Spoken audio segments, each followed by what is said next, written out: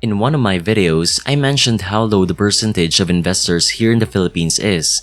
In fact, in 2020, there were only 936,200 stock market online accounts and 460,553 non-online accounts, which in total gives us 1,396,753 stock market accounts, which is pretty low. Back in 2020, we have a population of 109.6 million. So based on the numbers, there is only 1.27% of the Filipino population that invests in the stock market. If we dive deep into the numbers, in terms of age, investors in the 30 to 44 age group held the largest percentage with 45.6%. Younger adults age 18 to 29 account for 22.5%, age 45 to 59, 19.8%, and 60 above, 12.1%. Although the numbers are better compared to 2019, which only had 1,228,038 market accounts, it's still very low. And I tell you, this would be cut down hard if we account only active accounts or long-term investors. Because as I notice, most Filipinos are traders who sometimes only last in the market for a short time because they end up losing money. Now don't get me wrong, I have nothing against traders. If you're good at it, then go. But most of the population isn't okay, only a few chosen ones. So what's the deal with the Philippines? We are really behind when it comes to investing. Just look at other countries. Singapore has an estimated 27.5% of investors, or 52% of their population over the age of 16, invest in stocks. Vietnam, although lower, has 5% of its population that invests in stocks. India, 3.7%. This is with that huge population. And same goes in China, 12.7%. And in the USA, a whopping 56%, or 144 million adults invest in stocks. This is with their population at 331.9 million. It is sad to see our country having such low numbers, even though the Philippine stock market is one of the oldest in Asia, tracing its roots to 1927 with the establishment of the Manila Stock Exchange. But despite this feat, here we are, so left behind. What's wrong? Well, most Filipino family treats talking about money as taboo. You often hear words saying, "Wag na natin pag-usapan yan," or "Di dapat yan pinag-usapan habang kumakain." And some even say, "Masama yung pera. Hinayaan mo na, di mo madadala yan sa libingan mo." Well, of course, you won't bring this to your grave. You know, I find that funny when someone tells me that. My answer, of course, I won't bring this with me. I will leave it to the next generation. This will be the foundation for them to have a better life. A big jump start for them.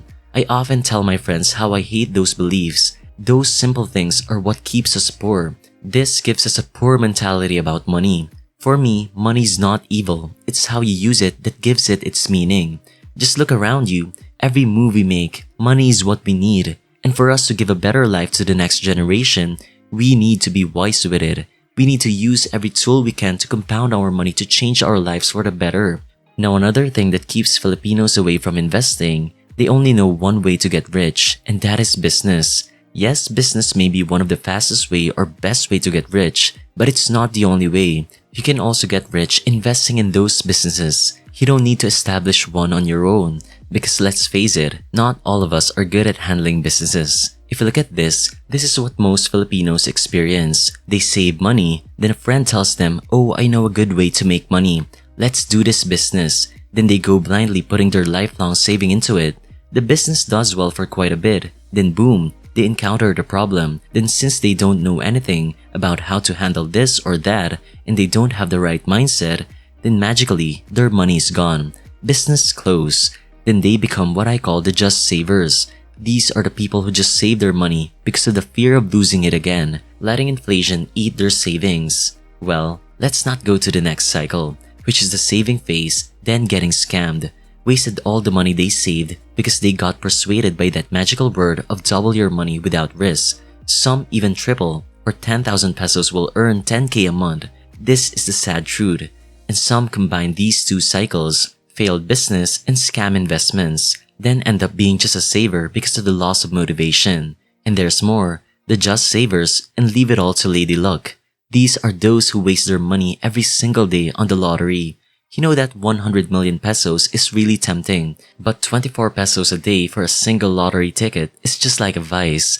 Though 24 pesos a day sounds cheap, right? It's nothing if you look at it this way. But make that 30 times a month, which is 720 pesos, slightly pricey for me. That's almost half of my gym membership for a mere lotto ticket. Now let's move further.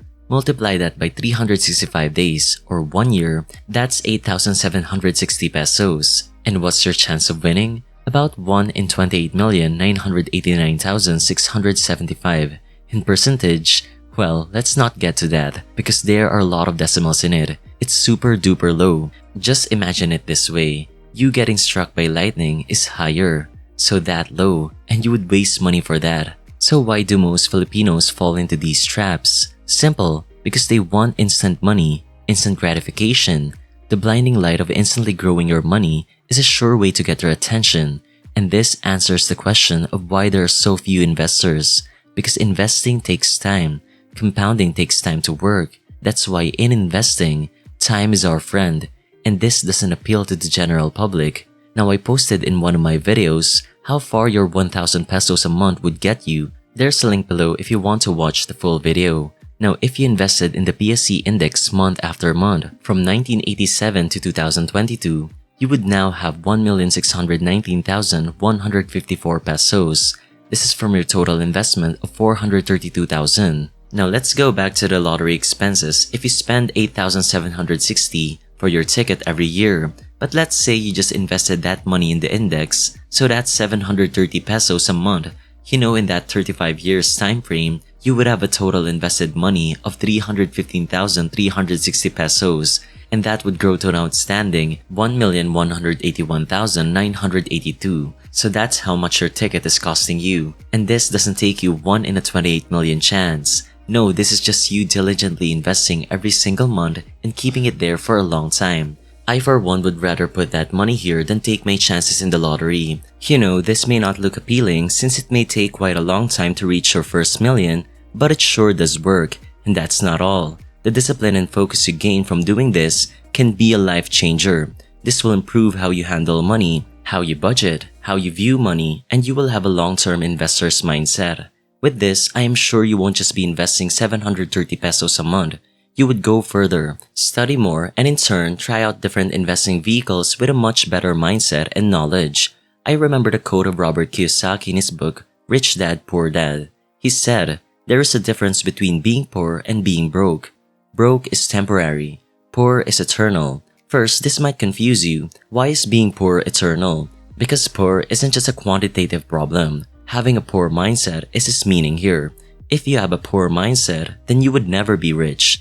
This is seen in the winners of the lotto. Did you know that lotto winners are more likely to declare bankruptcy within 3 to 5 years? Why? Because they don't know what to do with the money. They don't have the right mindset for it, so they end up spending it all. Or just like what I've said earlier, they go into business or scammy investments, losing all their money. You can also see this in some famous superstars who are now broke. Having a poor mindset, even when given a big load of money, you will still end up being poor in the end because you lack all the discipline, knowledge, and right mindset to handle it better. But unlike for being broke, this means you still have a chance to pick yourself up and change your ways or habits towards money. Now, another good thing Robert Kiyosaki showed is the 4 cash flow quadrants. On the left side, this is what most Filipinos are in, employee or self-employed. This is a side that trades their time for money, unlike the right side, which is a business owner and investor who makes money without a need for their presence. Our goal in life is to increase our source of income from the right side. Some may take an employee pathway and then establish a business while still maintaining their job. Then when they have excess money, they go investing. This is the rich pathway. The same goes for self-employed. You can take that approach. Or some skip the business owner's side, then go into investing right away. It is up to you as long as you can do it properly. This shows us that business isn't the only way to wealth or to become rich. You can take on the investor pathway. This is also what I've been doing. Every excess money I have, I invest in great companies that I know would last for a long time. This gives me passive income, which I don't need to trade my time to get it. And by the way, if you're new to investing and don't have any clue on how you will track your stocks or portfolio, then there is a solution for you, which is simply Wall Street. I've been using this platform for a long time. This gives me updates on all the stocks I own, earnings release, dividends, and a lot more. This also gives me a computed intrinsic value of analysts, which can be a guide for us in buying stocks, and there are a lot more tools in store for you.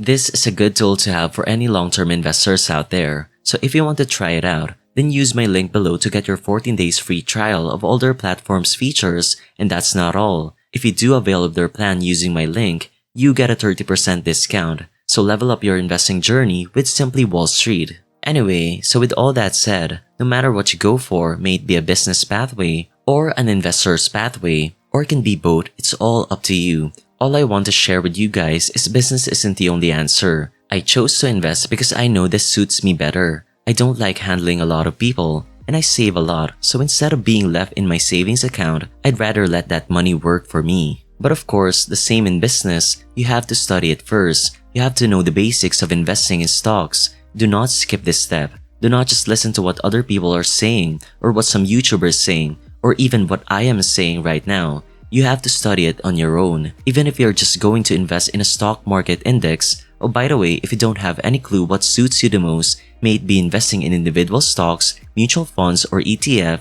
then I have a video about it, linked down below. So this ends this video for today. I hope you've learned something, and if you did, be sure to click the like button before you leave. Thank you and see you in the next video.